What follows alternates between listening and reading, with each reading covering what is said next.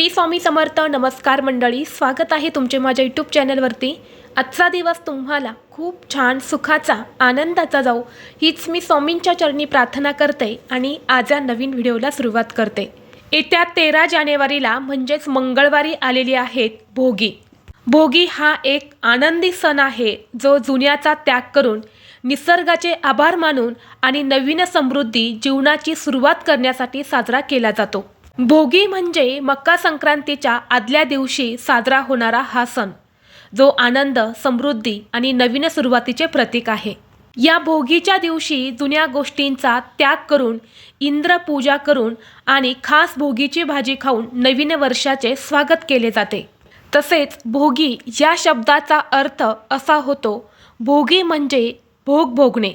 खरं तर बघा, संक्रांती देवीने या संक्रांतीच्या दिवशी संक्रासुराचा आणि किंक्रांतीच्या दिवशी किंक्रासूर नावाच्या राक्षसाचा वध केला होता आणि म्हणून मकर संक्रांती आणि किंक्रांत हे 2 दिवस साजरे केले जातात. आणि भोगी म्हणजे काय तर बघा, भोग भोगणं. खरं तर भोगी म्हटलं तर आपण मिक्स भाज्या बनवत असतो आणि सोबतच बाजरीची भाकरी तीळ लावून आपण बनवत असतो.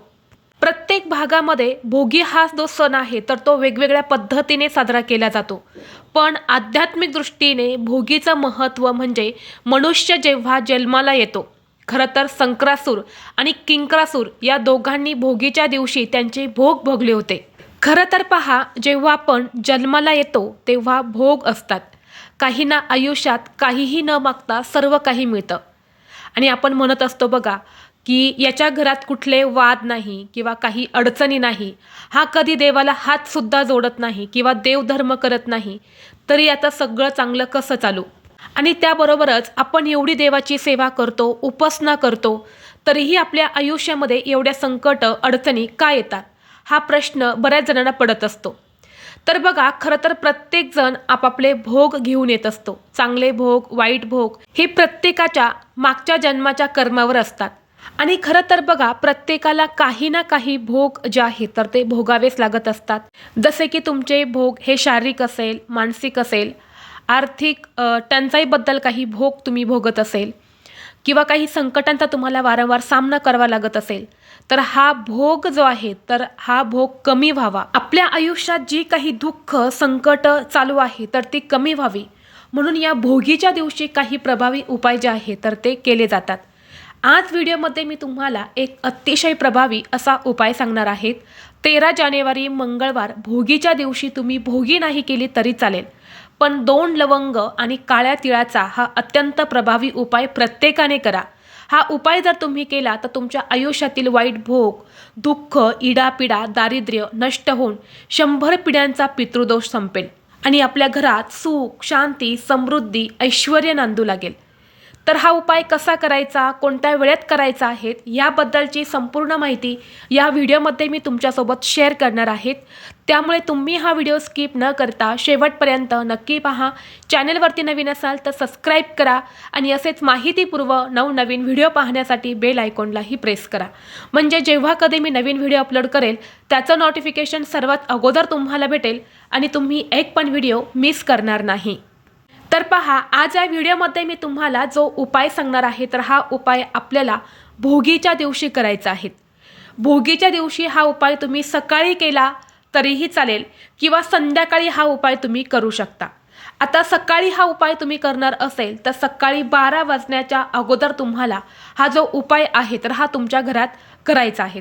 आणि जर भोगीच्या दिवशी तुम्हाला सकाळी हा उपाय करणं नाही शक्य झाले तर मग तुम्ही संध्याकाळी 6 वाजल्यापासून ते 9:30 वाजेपर्यंत हा उपाय करू शकता. जो उपाय मी तुम्हाला सांगणार आहे तर हा वर्षातून एकदाच केला जाणारा उपाय आहे. त्यामुळे प्रत्येकाने भोगीच्या दिवशी आपल्या आयुष्यातले सर्व वाईट भोग, दुःख हे संपून जाण्यासाठी हा उपाय करायचा आहे. या भोगीच्या दिवशी सूर्यदेवाला प्रार्थना करायची असते की माझ्या आयुष्यातले सर्व दुःख, कष्ट, त्रास, भोग हे कमी होऊन जाऊ दे. कारण भोगी, संक्रांत आणि किंक्रांत या 3 दिवशी सूर्यदेवाची उपासना केली जाते. बघा, या संक्रांतीच्या दिवशी सूर्यदेव आपले पुत्र शनिदेव यांना भेटायला येतात आणि म्हणून भोगीच्या दिवशी सूर्य उपासनासुद्धा खूप महत्त्वाची असते. आणि हा जो उपाय आहे तर हा आपल्याला आपल्या आयुष्यातील सर्व वाईट भोग, दुःख, इडापिडा, वाईट संकट जी काही आहे तर ती दूर करण्यासाठी करायचं आहे. हा उपाय जर आपण केला तर आपल्या घरात असणारा प्रखर पितृदोष हा देखील नष्ट होतो. भोगीचा जो दिवस आहे तर हा दिवस पितृदोष दूर करण्यासाठी खूप प्रभावी मानला जातो. असं म्हटलं जातं की या भोगीच्या दिवशी स्वर्गाचे दारे उघडतात आणि म्हणून या दिवशी पितरांची सेवा जी आहे तर ती केली जाते. हा दिवस आपल्या पितरांना देखील समर्पित आहे.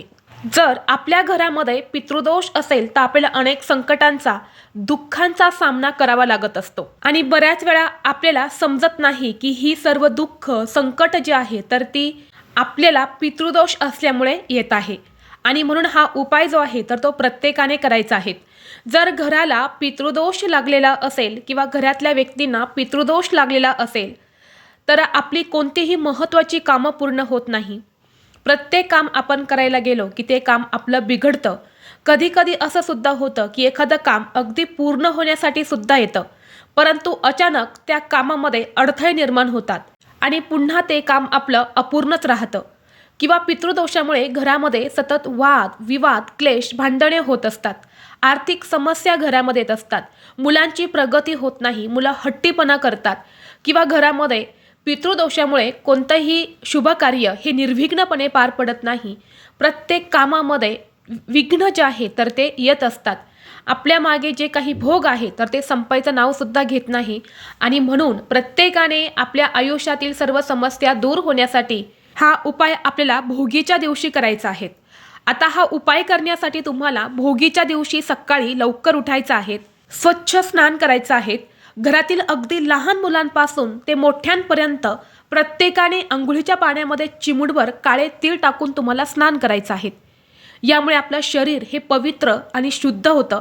आपल्या मागे जे काही भोग आहेत तर ते देखील दूर होतात. पितृदोष जो आहे तर तो सुद्धा कमी होतो. म्हणून काळे तीळ प्रत्येकाने अंघोळीच्या पाण्यामध्ये टाकून स्नान करायचं आहे.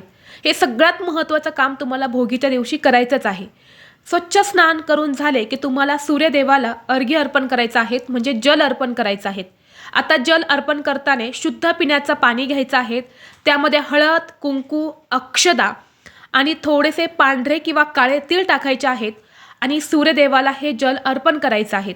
आता सूर्यदेवाला जल अर्पण करायचं आहे म्हणजे तुम्ही अगदी 11-12 वाजता हे जल अर्पण करू शकत नाही. तर तुम्हाला सकाळीच जेव्हा सूर्य उगवतो तेव्हाच तुम्हाला हे जल अर्पण करायचं आहे. अगदी तुम्ही जास्तीत जास्त 8 वाजेपर्यंत हे जल अर्पण करू शकता. आता जल अर्पण करत असताना ओम गृणी सूर्याय नमः या मंत्राचा जप करून तुम्हाला हे जल सूर्यदेवाला अर्पण करायचं आहे. यानंतर आपल्या देवघरातील देवांची तुम्हाला पूजा करून घ्यायची आहे. कोरडी देव पूजा करायची नाही. व्यवस्थित देवांना स्नान घालायचं आहे. स्नान घालण्यासाठी जे पाणी तुम्ही वापरणार आहे त्यामध्ये पांढरे तीळ टाकायचे आहेत आणि देवांना तुम्हाला स्नान घालायचं आहे. धूप, दीप, अगरबत्ती लावून वातावरण प्रसन्न करायचं आहे. देवघरातील देवांना तुम्हाला दिवशी भोगीची भाजी आणि बाजरीच्या भाकरीचा नैवेद्य दाखवायचा आहे आणि हा भोगी जो सण आहे तर तो आपल्याला साजरा करायचा आहे. आणि यानंतर तुम्ही हा उपाय सकाळी किंवा संध्याकाळी करू शकता. आता उपाय करण्यासाठी तुम्हाला सर्वप्रथम एक मातीची पणती घ्यायची आहे. त्या पणतीमध्ये तुम्हाला मोहरीचं तेल घालायचं आहे. मोहरीचं तेल नसेल तर तुम्ही साधं तेल घातलं तरीही चालेल. आणि या दिव्यामध्ये तुम्हाला दुहेरी कापसाची वात करून लावायची आहेत.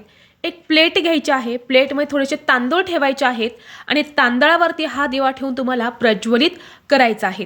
दिवा प्रज्वलित केला की त्या दिव्यामध्ये तुम्हाला चिमूटभर काळे तीळ टाकायचे आहेत आणि हा दिवा तुमच्या घरामध्ये, तुमच्या वास्तूमध्ये जी दक्षिण दिशा आहे तर त्या दक्षिण दिशेकडे तोंड करून हा दिवा लावायचा आहे. दक्षिण दिशेकडे तोंड करून म्हणजे दिव्याची वात ही दक्षिणेला येईल अशा पद्धतीने हा दिवा तुम्हाला पितरांसाठी, आपल्या पूर्वजांसाठी लावायचा आहे. आणि दक्षिण दिशेला तोंड करून तुम्हाला ओम पितृदेवताय नमः, ओम पितृदेवताय नमः या मंत्राचा किमान 11 वेळा जप करा. शक्य असेल तर 108 वेळा करा. यानंतर तुमच्या पितरांचं तुम्हाला स्मरण करायचं आहे, त्यांची नावं घ्यायची आहेत.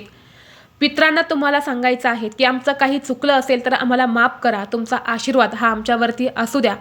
आणि यानंतर तुम्हाला सांगायचं आहे की महिन्यात प्रत्येक येणाऱ्या अमावस्येला मी तुमची सेवा करेल. जी काही सेवा तुम्हाला छोटी मोठी करता येईल ती सेवा तुम्हाला प्रत्येक महिन्यात येणाऱ्या अमावस्येला करायची आहेत. यानंतर घरातील प्रत्येक सदस्याने पितरांचे स्मरण करायचं आहे, पाया पडायचं आहेत आणि क्षमा याचना करायची आहेत. दिवा घरातल्या एकाच व्यक्तीने लावायचा आहे आणि बाकीच्यांनी फक्त प्रार्थना करायच्या आहेत. तर हा उपाय तुम्हाला करायचाच आहे भोगीच्या दिवशी. तुम्ही सकाळी करणार असेल तर 12:30 वाजेपर्यंत तुम्ही हा दिवा लावू शकता. 12:30 वाजेपर्यंत नाही शक्य झाले तर मग तुम्ही संध्याकाळी सांगितल्या वेळेमध्ये हा दिवा लावू शकता. आता त्याचबरोबर या दिवशी माता लक्ष्मीची सुद्धा पूजा केली जाते. माता लक्ष्मीला सुद्धा प्रार्थना केली जाते की आमच्या आयुष्यातील सर्व भोग, कर्म, जे काही दुःख, दरिद्रता आहे तर ती दूर होते. यासाठी सुद्धा तुम्हाला लक्ष्मीला प्रसन्न करून घेण्यासाठी एक दिवा हा तुमच्या देवघरामध्ये लावायचा आहे. एक मातीची पंती घ्या, त्यामध्ये शुद्ध गाईचं तूप घालायचं, दुहेरी कापसाची वात करून लावायची आहेत. यानंतर दिव्याखाली थोडेसे तांदूळ ठेवून हा दिवा तुम्हाला तुमच्या देवघरामध्ये प्रज्वलित करायचा आहे. त्या दिव्यामध्ये तुम्हाला 2 अखंड फुलाच्या लवंगा टाकायच्या आहेत, कारण लवंगा या माता लक्ष्मीला अतिशय प्रिय आहे. यानंतर दिव्याला हळद, कुंकू, अक्षदा, फुले अर्पण करायची आहेत. देवी लक्ष्मीला सुद्धा हळद कुंकू लावायचं आहेत आणि तिथेच बसून तुम्हाला एक वेळा श्री सुक्तमचं पठण करायचं आहे आणि दोन्ही हात जोडून तुम्हाला माता लक्ष्मीचं स्मरण करायचं आहे. माता लक्ष्मीला सांगायचं आहे की तुझी कृपा ही सदैव माझ्यावरती राहू दे. माझ्या आयुष्यातील जे काही वाईट भोग आहे तर त्या भोगाचा जो प्रभाव आहे तर तो कमी होऊ दे.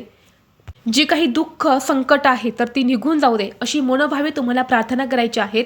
आणि असा हा दिवा तुमच्या देवघरामध्ये तुम्हाला माता लक्ष्मीसमोर लावायचा आहे. तर असा हा लवंग आणि काळ्या तिळाचा उपाय तुम्हाला या भोगीच्या दिवशी आवर्जून करायचा आहे. खूप प्रभावी उपाय आहेत. आपल्या शिवपुराणात हे उपाय सांगितलेले आहेत आणि तेच उपाय तुम्हाला मंगळवारी भोगीच्या दिवशी करायचे आहेत. फक्त हे 2 उपाय म्हणजे हे 2 दिवे जर तुम्ही भोगीच्या दिवशी लावले आणि इतर कोणतीही सेवा नाही केली तर तुम्हाला संपूर्ण भोगीच्या दिवसाचं जे काही शुभफळ आहेत, पितरांचा आशीर्वाद आहे, लक्ष्मीचा जो काही आशीर्वाद आहे तर तो तुम्हाला 100% प्राप्त होईल. तर ही अत्यंत महत्त्वाची माहिती मला तुमच्यापर्यंत शेअर करायची होती. व्हिडिओ तुम्हाला आवडला तर लाईक करा, चॅनलवरती नवीन असाल तर सबस्क्राईब करा आणि हा व्हिडिओ आपल्या मित्रपरिवारासोबत जास्तीत जास्त शेअर करा. चला तर मग भेटू असंच पुढल्या एका नवीन व्हिडिओमध्ये. तोपर्यंत सर्वांना श्री स्वामी समर्थ.